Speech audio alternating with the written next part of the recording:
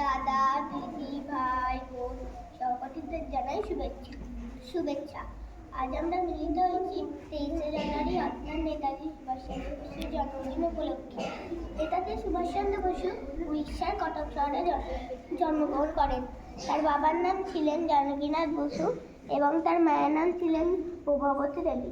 নেতাজি সুভাষচন্দ্র বসু আমাদের দেশ ভারত স্বাধীন করার জন্য অনেক লড়াই করেছিলেন। তিনি আজাদি বাহিনীর সর্বাধিক নায়ক হন। তিনি ফরওয়ার্ড তৈরি করেন। এই মহান বিপ্লবী একসময় কোথায় হারিয়ে যান কেউ জানতে পারেননি আজও। আমি এই মহান বিপ্লবীকে শ্রদ্ধা ও সম্মান জানিয়ে আমার এই ক্ষুদ্র বক্তব্য শেষ করছি। ধন্যবাদ। বন্দে মাতরম। বন্দে মাতরম। বন্দে মাতরম। বন্দে মাতরম।